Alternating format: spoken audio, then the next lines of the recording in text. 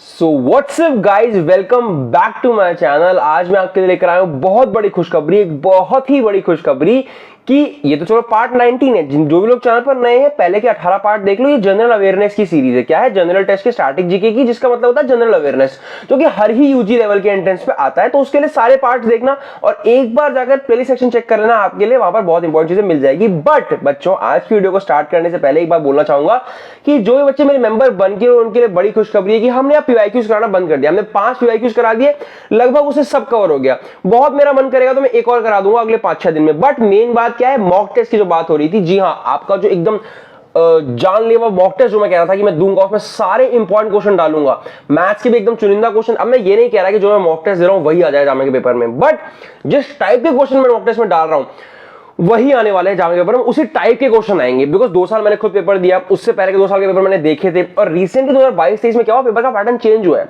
जामिया का भी और सीयूटी जनरल टेस्ट का तो पैटर्न अभी नया नया आया है। तो उसका पैटर्न मैंने एनालिसिस कर लिया। मुझे यहां से 2 दिन दो बच्चों, सिर्फ 2 दिन। एग्जाम तो 4 मई को है ना बीबीए बीकॉम वालों का, और पॉलिटिकल साइंस इंग्लिश ऑनर्स का तो 11 मई को है। मतलब काफी लेट है, तो काफी टाइम आपके पास अभी है ना, आराम से हो जाएगा। तो मेरे को एक मॉक टेस्ट कराने के लिए 2 दिन दो बच्चों। मैं 2 दिन में पूरा देखो 100 क्वेश्चन टाइप करके एकदम बेस्ट वाले चुनने हैं ना। अच्छा कंटेंट है, थोड़ा सा वेट करो, 2 दिन में आएगा। जिन भी लोगों ने मेंबरशिप नहीं ली है भाई जामिया के, अगर हो तो बहुत बड़ी चीज मिस कर रहे हो। सिर्फ पीवाईक्यू, मैंने ये नहीं कि पीवाईक्यू को सॉल्यूशन मैंने प्रोवाइड कर दिया, मैंने एक्सप्लेन करते हुए समझाया भी है कि कौन सा रिपीट होगा, कौन सा रिपीट नहीं होगा। ठीक है, तो जरूर जाकर मेंबरशिप ले लीजिएगा जो भी लोग नए हैं, और जो सीयूटी के जनरल टेस्ट की प्रिपरेशन कर रहे हैं वो भी मेंबरशिप लीजिए, बिकॉज आपके लिए बहुत सारे मॉक टेस्ट में लाने वाला हूं। आपकी प्रिपरेशन पूरी मैं कराऊंगा, don't worry about that. Okay, तो बहुत अच्छी खुशखबरी थी कि जब मॉक टेस्ट की प्रिपरेशन स्टार्ट होगी, 2 दिन में मॉक टेस्ट मिल जाएगा। मतलब 26 अप्रैल या फिर 25 अप्रैल को मॉक टेस्ट आपके हाथ में होगा। ओके गाइस, आज की वीडियो को स्टार्ट करते हैं। डेली हम जो 25 एमसीक्यूज करते हैं वो आज कंटिन्यू करेंगे। बात रही रीजनिंग की, उसका एक दिन छोड़ के एक दिन आता रहेगा। अब मेरा मेन फोकस है कि मैं मेंबर्स को ज्यादा कंटेंट प्रोवाइड कर सकूं, बिकॉज यही है कि हाँ, उन्होंने एक तो पे भी किया है, प्लस थोड़ा वो होता है ना कि फैमिली का हिस्सा सा बन गया, एचओए फैमिली का हिस्सा है। तो मुझे कोशिश करनी है कि मैं उन सभी को प्रॉपर मॉक टेस्ट दे सकूं, उसके लिए टाइम लगता है। तो उसी वजह से मैं ज्यादा यूट्यूब पे कंटेंट नहीं डाल रहा हूं। बाकी लेकिन 1 से 2 वीडियो यूट्यूब के लिए भी आती रहेगी, डोंट वरी। और अपडेट्स तो सारी लाता रहूंगा। ओके, आज भी 2 अपडेट्स डालिए, चैनल पर चेक कर लीजिएगा। आज की वीडियो को स्टार्ट करते हैं। First question, the national income in India is estimated by. National income estimate करने का तरीका क्या है?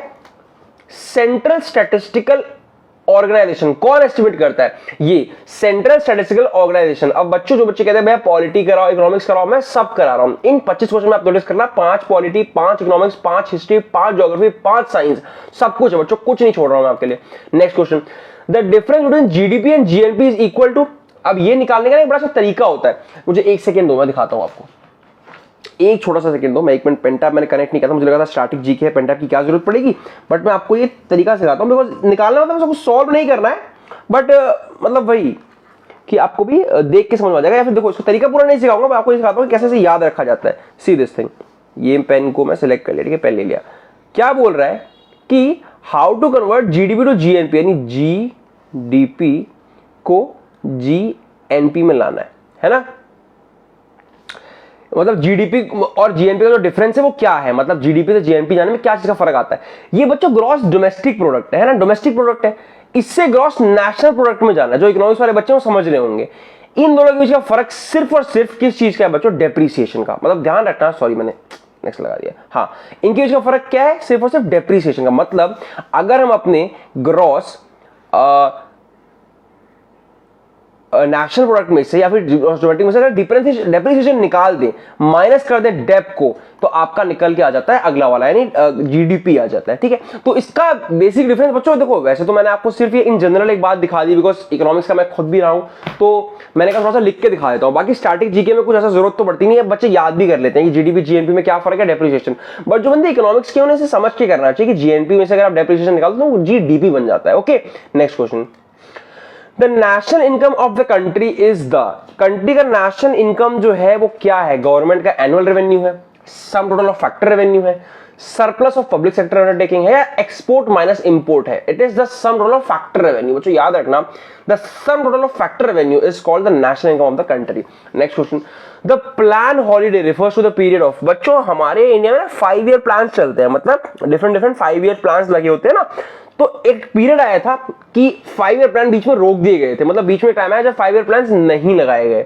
वो कौन सा टाइम था? बीच में 3 साल के लिए 1966, 1967, 1968 और 1969, इन 3 सालों के लिए कोई भी 5 ईयर प्लान नहीं लगाया। That was the gap period. इस पीरियड में कोई 5 ईयर प्लान नहीं था। Which of the following is not an objective of India's economic planning? India की इकोनॉमिक प्लानिंग का क्या ऑब्जेक्टिव नहीं है कि हमें पॉपुलेशन ग्रोथ करानी है, industrial growth, self reliance, employment generation? Population growth किसी का ऑब्जेक्टिव कैसे हो सकता है? हम तो चाहते हैं पॉपुलेशन ग्रोथ रोके कि पॉपुलेशन की ग्रोथ जो हो रही है ज्यादा हो रही है, ऑलरेडी बहुत ज्यादा है। वेरी इजी क्वेश्चन, बंदा गेस भी कर सकता है। ये आ गया भैया ज्योग्राफी पे।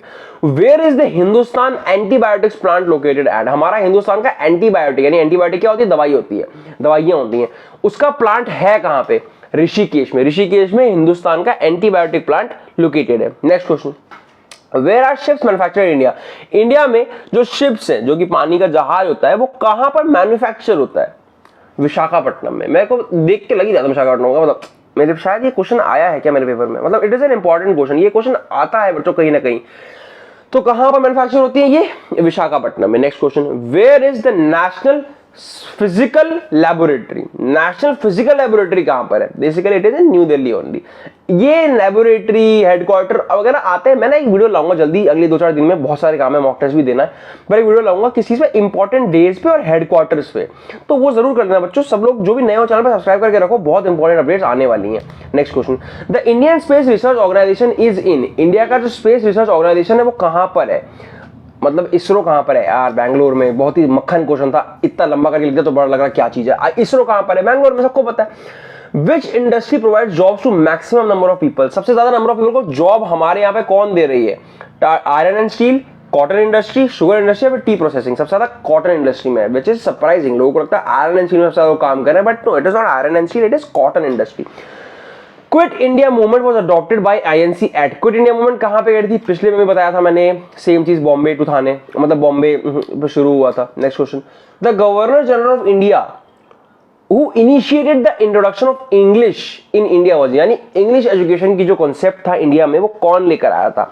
Lord Curzon, Lord Macaulay, Lord Bentinck, फिर लॉर्ड हेस्टिंग? लॉर्ड बेंटिक लेकर आए थे। Next question, in March 1908 who was elected as the permanent president of the Muslim League? Muslim League का परमानेंट प्रेसिडेंट किसे बनाया गया था 1908 में? नवाब सलीमुल्लाह, सैयद अहमद खान, आगा खान, सैयद अमीर अली? ये क्वेश्चन बहुत ही इंपॉर्टेंट, सैयद आमिर अली, ये क्वेश्चन बहुत ही इंपॉर्टेंट है जामिया वाले बच्चों के लिए, उनके लिए पूछा सकता है, और सीयूटी के लिए भी थोड़ा सा इंपॉर्टेंट है। आगा खान को मुस्लिम लीग का परमानेंट प्रेसिडेंट बनाया गया था। Next question, who among the following attended all the 3 round table conference? सबको ये बात लिखित, क्या मतलब एकदम रटी होनी चाहिए, माथे पे लिख लो कि एक ही आदमी था जो सारी राउंड टेबल कॉन्फ्रेंस पे गया, क्योंकि महात्मा गांधी जी पहले गए, दूसरी में नहीं गए, दूसरी में गए, तीसरी में नहीं गए, मतलब उन्होंने मना भी करना शुरू कर दिया, राउंड टेबल कॉन्फ्रेंस नहीं अटेम्प्ट करी, उन्होंने 1 करी, 2 नहीं करी, 3 कर लिया, ऐसे कर लिया। बट एक ही इंसान है जिसने सारी की सारी राउंड टेबल कॉन्फ्रेंस अटेंड करी, that was doctor Bhimrao Ambedkar. Very very very important question आएगा ही आएगा। The viceroy who was assassinated in India was? एक वायसरॉय को जान से मार दिया गया था इंडिया के अंदर, that was Lord Mayo. Lord Mayo को इंडिया में मार दिया गया था। किसने मारा था? बड़ी फेमस मूवी है इसके ऊपर, मुझे कमेंट करके बताओ कि लॉर्ड मेयो को किसने मारा था। क्रायोजेनिक्स क्या है? एक ब्रांच ऑफ केमिस्ट्री है, ब्रांच ऑफ फिजिक्स है, ब्रांच ऑफ ज्योग्राफी है, ब्रांच ऑफ बायोलॉजी है। क्रायोजेनिक्स यार, it is a branch of physics. Next question, in the electric bulb the gas used is? Electric bulb में जो gas use करते हैं, ये थोड़ा जनरल साइंस के क्वेश्चन आ गए, वो कौन सी गैस है? नाइट्रोजन है, इनर्ट गैसेज है, ऑक्सीजन है? It is inert gases. Electric bulb में क्या होती है? इनर्ट गैसेज होती हैं। Nitrogen fixing bacteria found in root leguminous plant is rhizobium. सबको पता है, बचपन से पढ़ते आ रहे हैं कि जो nitrogen fixing bacteria found in root leguminous plant है वो राइजोबियम है, और ये आना ही आना है, क्वेश्चन इजी है इसलिए जरूर आएगा। Next question, black lead is diamond, graphite, lamp black या फिर एफ्लोरेंस? जो ब्लैक लेड होती है उसमें वो किसकी होती है? वो ग्रेफाइट की बनी होती है, सबको पता है। ब्लैक लेड जो हमारी पेंसिल में भी होती है यार। Vaccine BCG is used for? अब बीसीजी का फुल फॉर्म कौन बताएगा बच्चों? आप लोग बताएंगे किसका फुल फॉर्म? बीसीजी का फुल फॉर्म आप लोग बताएंगे। ये किस लिए यूज होती है? ट्यूबरकुलोसिस के ट्रीटमेंट के लिए, यानी टीबी के लिए। एक्वारीजिया किस चीज का मिक्सचर है? एक्वारीजिया पे क्वेश्चन आते हैं इसलिए मैंने डाल दिया। साइंस थोड़ी सी आज ज्यादा डाली गई है क्योंकि इंपॉर्टेंट क्वेश्चन और रह जाते हैं।